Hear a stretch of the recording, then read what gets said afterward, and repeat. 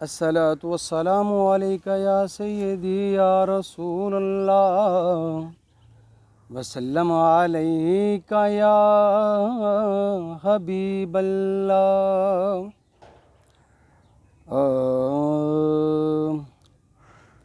खुदाया दे मुझे हिम्मत, तेरी हमदो सना लिखूं। खुदाया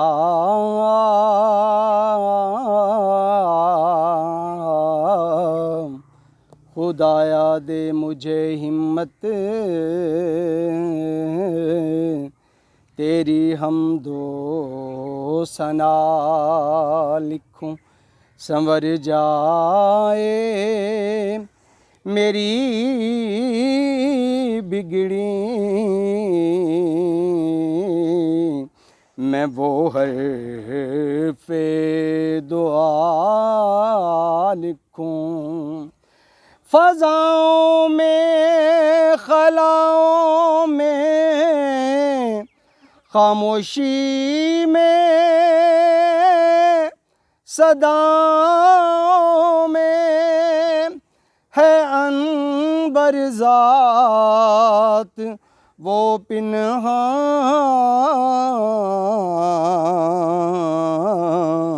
जिसे अपना खुदा लिखूं। है अनवर ज़ात वो पिन्हा, जिसे अपना खुदा लिखूं।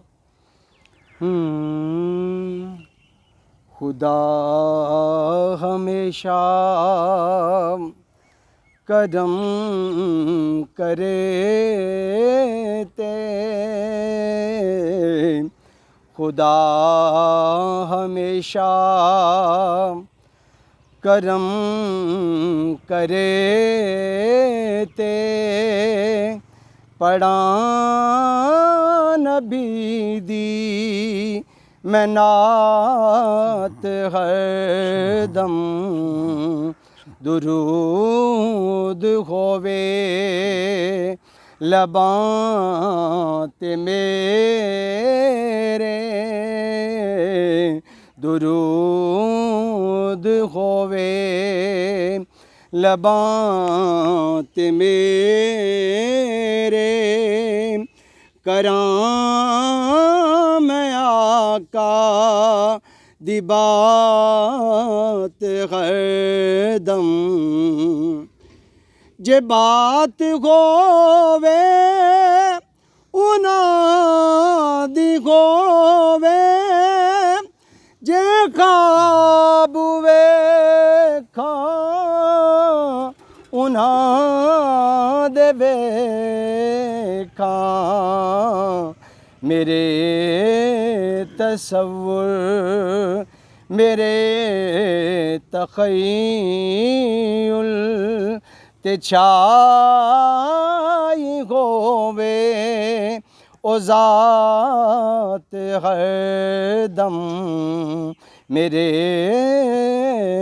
तख़य्युल मेरे तसव्वुर ते छाई होवे ओ ज़ात हरदम।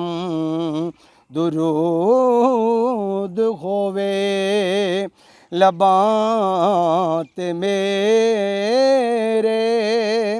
करां मैं आका दी बात हरदम, खुदा हमेशा करम करे ते। पढ़ा नबी दी मैं नात हरदम। माशाअल्लाह। ये अनवर विरक साहब ने लिखी हुई हम ते नात दे दो अशार सन। ये बड़े साल पहले लिखे ने, तर्ज भी मैं खुद बनाई है, लिखारी ये ने ते माशाअल्लाह लफ्ज़ भी बड़े सोहने ने। इंशाअल्लाह कदी टाइम मिलिया तो फिर बड़े खुल के ते अच्छे तरीके नाल तुहाडे सामने फिर नजराना अकीदत पेश करांगे। ਤੇ ਮੈਂ ਇਹਨਾਂ ਕੋਲ ਥੋੜੀ ਜਿਹੀ ਗੱਲ ਪੁੱਛਣੀ ਸੀ ਵੀ ਕੁਝ ਦਿਨ ਪਹਿਲੇ ਇਹਨਾਂ ਦੇ ਕੁਲੀਗ ਤੇ ਬੜੇ ਹੀ ਅੱਛੇ ਦੋਸਤ ਪ੍ਰੋਫੈਸਰ ਹਜ਼ਰਾਤ ਜਿਹੜੇ ਨਾ ਜੀ ਉਹ ਸ਼ਹਿਰੋਂ ਤਸ਼ਰੀਫ ਲਾਏ ਤੇ ਮੈਂ ਆਖਿਆ ਵੀ ਤੁਸੀਂ ਸਾਨੂੰ ਦੱਸਿਆ ਹੀ ਨਹੀਂ। ਪੜ੍ਹੇ ਲਿਖੇ ਬੰਦਿਆਂ ਦੇ ਕੋਲ ਬਹਿਣਾ, ਉਹਨਾਂ ਦੀਆਂ ਗੱਲਾਂ ਸੁਣਨੀਆਂ, ਉਹਨਾਂ ਦੀ ਮਹਿਫਲ ਵਿੱਚ ਆਪਣੇ ਮਤਲਬ ਜਾਂ ਖਿਆਲਾਂ ਦਾ ਇਜ਼ਹਾਰ ਕਰਨਾ, ਉਹਦਾ ਸਵਾਦ ਹੀ ਕੁਝ ਹੋਰ ਹੈ।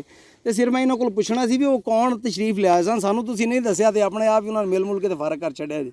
ਮੇਰੇ ਵੱਲੋਂ ਅਸਲਾਮ ਵਾਲੇਕੁਮ। ਮੇਰੇ ਵੱਲੋਂ ਪੂਰੀ ਦੁਨੀਆ ਦੇ ਜਿੱਥੇ ਜਿੱਥੇ ਵੀ ਮੁਹੱਬਤ ਕਰਨ ਵਾਲੇ ਨੇ, ਪਿਆਰ ਕਰਨ ਵਾਲੇ ਨੇ, ਪੰਜਾਬੀ ਨੂੰ ਪਸੰਦ ਕਰਨ ਵਾਲੇ ਨੇ, ਉਹਨਾਂ ਸਾਰਿਆਂ ਨੂੰ ਮੇਰੇ ਵੱਲੋਂ ਖਲੂਸ ਭਰਿਆ ਸਲਾਮ।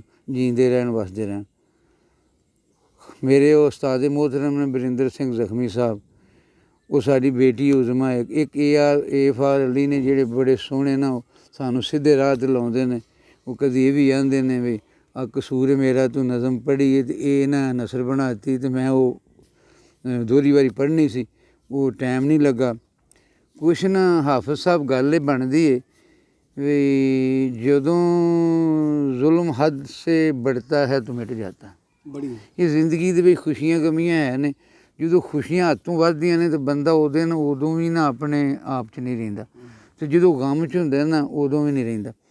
ਇਹੋ ਜਿਹੀ ਕੈਫੀਅਤ ਦੇ ਮੈਂ ਨਾ ਤੁਹਾਡੇ ਨਾ ਨਿਊ ਚੌਰੀ ਦੇ ਹੌਂਡੇ 'ਤੇ ਗਿਆ, ਅਤੇ ਉੱਥੇ ਤੁਹਾਡਾ ਭਾਈ ਜਾਫਰ ਅਤੇ ਤੇਰਾ ਜਿਹੜਾ ਕਜ਼ਨ ਸੀ ਸਾਜਿਦ, ਉਹ ਬੈਠੇ ਸਨ, ਅਤੇ ਮੈਂ ਵੇਖਿਆ ਨਾ, ਅਤੇ ਉਹ ਮੈਂ ਕਿਹਾ ਕਿਉਂ ਪਰੇਸ਼ਾਨ ਹੋ? ਉਹਨੇ ਆਖਿਆ ਪਰੇਸ਼ਾਨੀ ਨੂੰ ਹੋਰ ਕਰੀਏ ਕਿ ਪਰੇਸ਼ਾਨ ਹੋਈਏ ਤਾਂ ਕੀ ਕਰੀਏ? ਅਤੇ ਮੈਨੂੰ ਨਾ ਉਹ ਰਿਆ ਮਜੀਦ ਦਾ ਸ਼ੇਰ ਆਇਆ, वक्त खुश खुश काटने का मशवरा देते हुए रो पड़ा वो शख्स मुझको हौसला देते हुए।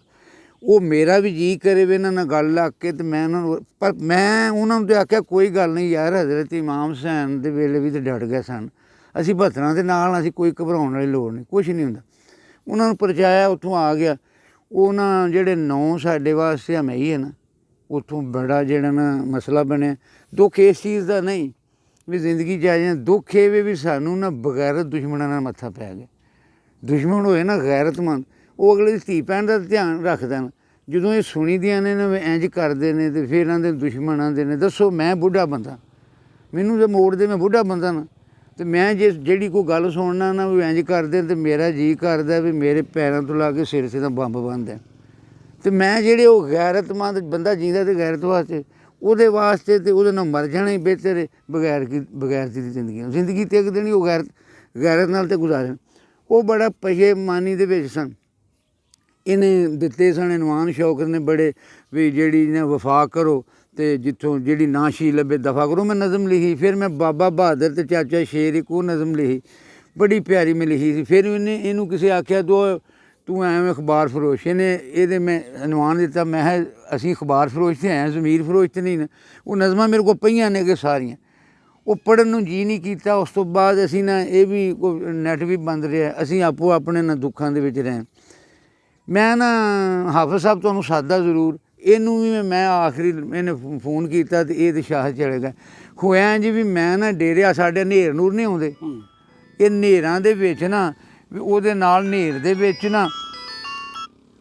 ਦੇ ਵਿੱਚ ਨਾ ਉਹ ਸਾਡੇ ਨਾ ਉੱਥੇ ਡੇਰੇ ਦੀ ਖੁਰਲੀ ਹੈ ਨਾ, ਅਤੇ ਉਹ ਟਾਹਲੀਆਂ ਨਾਲ ਰਲਦੀਆਂ ਤਰੇੜਾਂ ਆ ਜਾਂਦੀਆਂ ਨੇ, ਅਤੇ ਮਹਿੰਗਾਈ ਹੈ ਸ਼ੌਕਤ ਬੜੀ, ਉਹ ਪਾਣੀ ਵਗ ਜਾਂਦਾ। ਮੈਂ ਨਾ ਬਿਜਲੀ ਦਾ ਬਿੱਲ ਜ਼ਰਾ ਘੱਟ ਆਵੇ, ਉਹ ਪਾਣੀ ਨੌਕਰ ਜਿਹੜੇ ਨੇ ਰੋਡ ਛੱਡਦੇ ਨੇ, ਮੈਂ ਉਹ ਸੀਮੈਂਟ ਲੈ ਕੇ ਨਾ ਪਹਿਲਾਂ ਸਾਬਣ ਸੂਬਣ ਲਾਉਂਦਾ ਸਾਂ, ਅਤੇ ਮੈਂ ਉਹ ਕੱਲ੍ਹ ਨਾ ਕਰਨ ਡਿਆ।